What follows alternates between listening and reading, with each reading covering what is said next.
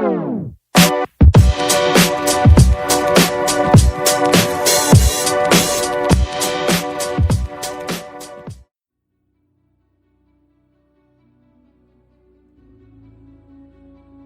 तक हमने देखा नथानियल एक ऐसे प्लेनेट पर आ चुका था जहां जंग छिड़ी हुई थी और वहीं पर कैंग को एक रवोना मिलती है।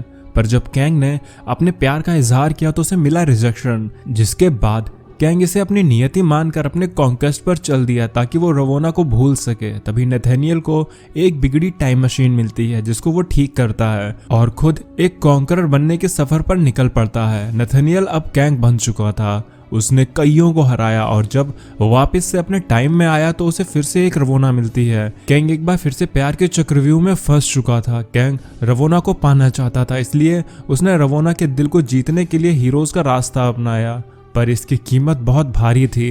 कैंग ने रवोना का प्यार तो हासिल कर लिया, लेकिन रवोना कैंग के जनरल के द्वारा मार दी जाती है, जिसके बाद कैंग रवोना को एक सेफ्टी ट्यूब में डाल देता है और उसे जिंदा करने की हर कोशिश करता है। तो गाइज, आज हम इस स्टोरी के फिनाले पर आ गए हैं। अगर आप लोग फर्स्ट एपिसोड से ही इस कहानी को देखते आ रहे हैं तो आप इस स्टोरी और कैंग के इमोशन से जुड़ चुके होंगे, और अगर मेरी स्टोरी टेलिंग आपको पसंद आई है तो इसका आंसर आप मुझे कमेंट और वीडियो को लाइक करके भी दे सकते हैं।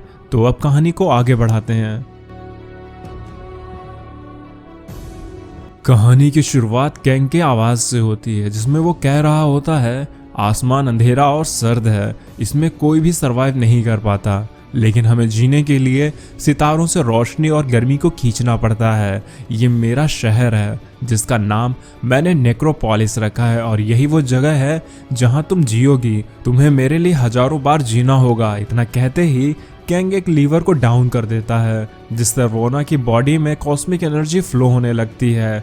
तब कैंग ने कहा, in the space between the stars. Kang रवोना को अपने ओमनी व्यूअर में देखते हुए सोचता है कि इस समय तक मैं सही मायने में कॉन्करर बन चुका था और मैंने टाइम में महारत हासिल कर ली थी। मैं बुद्धा के कई भिक्षुओं से मिला और शिया के कई प्रीस्ट से मिला जो मुझे प्यार के बारे में बता सकते थे, मेरी तकलीफ को कम कर सकते थे, पर वो सब नाकाम हुए क्योंकि कुछ तो था जो कि मेरे अंदर ही था और मुझे उस पर कंट्रोल पाना होगा।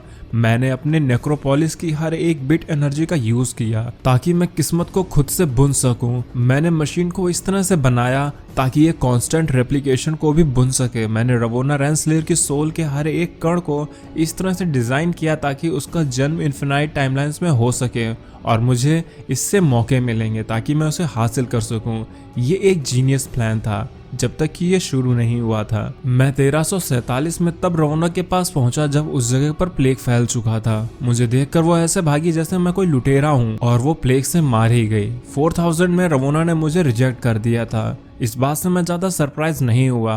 5323 में रवोना शियार की चैंपियन थी, लेकिन मैं उस वक्त रवोना को ट्रैक करके उसके पास पहुंचा जब उसे एक क्री ने मार दिया था। 4998 ये वो साल था जिसे मैं किसी भी कीमत पर भुला नहीं सकता।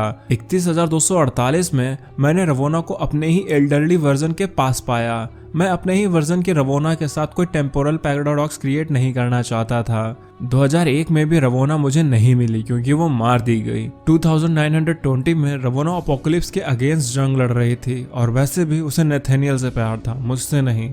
3423 में मेरी रवोना से इनकाउंटर हुआ और मैं उससे हार गया। 2027 में भी मुझे असफलता ही हासिल हुई। 7634 में यह दुनिया काफी बदली हुई सी थी। मुझे एक मशीन मिली पर वो रवोना थी, एक अद्भुत और आश्चर्यचकित कर देने वाली रवोना। ये सरवाइव कर गई थी। एक पल को तो मुझे ऐसा लगा जैसे मैं इसे पा लूंगा, लेकिन तभी मेरे पीछे से एक आवाज आई, तुम्हारी हिम्मत कैसे हुई? उस कॉस्मिक रवोना ने कैंग पर हमला कर दिया था। कैंग ने कहा, रवोना ये तुम कैसे कर सकती हो? इस पर रवोना ने कहा, इस ग्रेट मशीन को पता है हर उस शख्स के बारे में जिसने टाइम को अपने हिसाब से मैनिपुलेट किया है, और तुम्हें तो मैं किसी भी टाइमलाइन में ढूंढ सकती हूँ। You are a monster. तुमने मुझे यकीन दिलाया था कि तुम एक अच्छे आदमी हो और तुमने अच्छाई का मजाक बनाया। तुमने मुझसे मेरी लाइफ छीन ली। कैंग ने खुद को बचाते हुए कहा, तुम गलत समझ रही हो, मैंने तुम्हें बचाया है और खुद को भी। तुम फ्लॉलेस हो रवोना, आई लव यू, और इसीलिए मैंने तुम्हारा नाम टाइम स्ट्रीम के धागों पर लिख दिया। जिस पर रवोना कहती है, ये तुम्हें नहीं करना चाहिए था, पैथेटिक नथानियल रिचर्ड। कैंग ने कहा, वेल तो एक और फेल्यूर। और इतना कहते ही कैंग अपनी गन से रवोना को भारी मन से मार देता है। कैंग ने कहा, मुझे इस टाइम के बारे में कुछ भी याद नहीं, शायद मैं इसे याद ही नहीं रखना चाहता। मैंने उसे पाने के लिए हर एक प्रयास को कर लिया, लेकिन उसकी आखिरी बातें मेरे दिमाग में गूंज रही थी। उसने मरते हुए भी मुझसे कहा था कि मैंने उसकी लाइफ को अपने लिए बर्बाद किया है, इसलिए उसने हर टाइमलाइन में कोशिश की कि वो कैंग को भी ना मिले, और जब वो मुझे मिली तो वो उसे खुद से छीन ले। पर इन बातों में भी मुझे उसकी स्माइल याद आ रही थी। उसने मेरी हरकतों के लिए मुझसे कहा कि वो रवोना को भी नहीं पा सकेगा, और इतना कहते ही बूम, कॉस्मिक रवोना ने अपनी शक्तियों से खुद को और नेक्रोपोलिस को ब्लास्ट कर दिया था। क्रोनोपोलिस की राख हर जगह फैल चुकी थी। जब मेरा शहर तबाह हुआ तो मैं टाइम में नीचे गिर गया और गिरता रहा। उस पल में मैंने सोचा कि क्या मैं सही था? क्या मैंने रवोना को पाने में अपनी सब हद पार कर दी थी? रवोना को पाने के लिए सारे प्रयास विफल रहे थे। मुझे भले ही टाइम पर मास्टरी हासिल थी, लेकिन उस पल में मैंने टाइम का असली मतलब को पहली बार समझा था।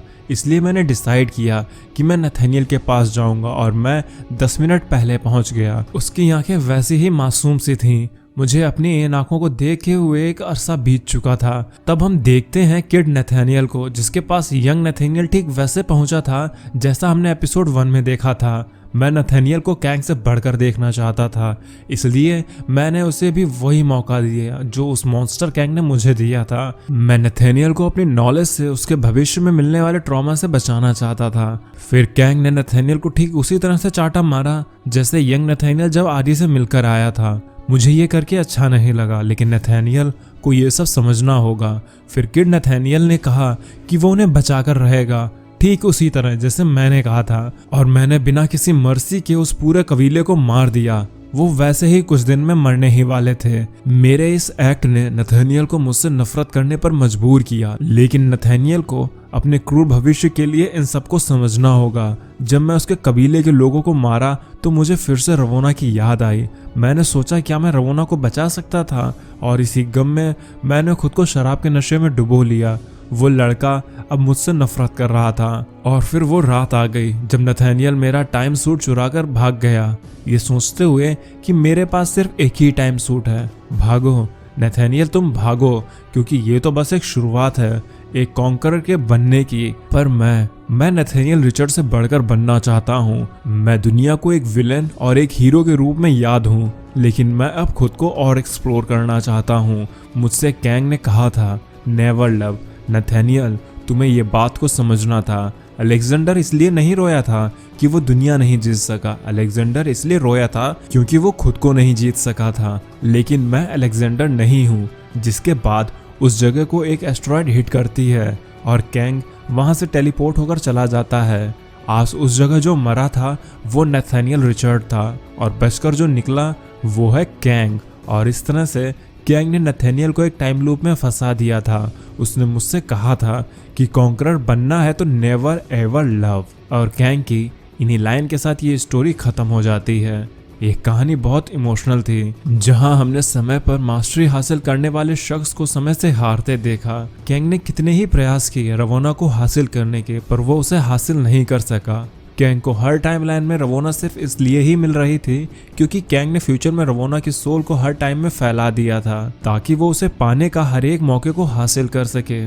लेकिन जब कैंग की किस्मत में रवोना नहीं थी तो उसे किसी भी टाइमलाइन में रवोना नहीं मिली, और इसी बात का रियलाइजेशन अब कैंग को हो चुका था। इस कहानी से हमें ये सीख भी मिलती है कि अगर आपको कोई चीज़ बहुत प्यारी है और आप उसे पाने के हर प्रयास करके भी हार जाते हैं तो आपको उसे कभी ना कभी छोड़ देना चाहिए, क्योंकि हो सकता है कि कोई बेहतर चीज़ आपका इंतज़ार कर रही हो। लेकिन इसका मतलब ये बिल्कुल नहीं है कि आप पाने का प्रयास ही ना करो। बस आपको बहुत लंबे तक एक ही चीज़ को हासिल करने में समय नहीं गंवाना चाहिए, क्योंकि इस चक्कर में आप अपने लिए कुछ अपॉर्चुनिटी और कुछ मोमेंट्स को मिस कर देते हैं। मैं ऐसे कई एस्पिरेंट्स को जानता हूं जो गवर्नमेंट जॉब पाने के लिए 35 से 40 साल के हो चुके हैं और आज भी वो बेरोजगार घूम रहे हैं। पर अगर यही उन्होंने अपने तैयारी स्टार्ट करने के कुछ टाइम बाद रियलाइज कर लिया होता कि शायद वो उस एग्जाम के लिए नहीं है और खुद को किसी और फील्ड में आजमाने का मौका देते, तो शायद वो खुद को बेहतर साबित कर पाते और शायद वो अपनी ड्रीम जॉब से भी ज़्यादा कुछ हासिल कर पाते।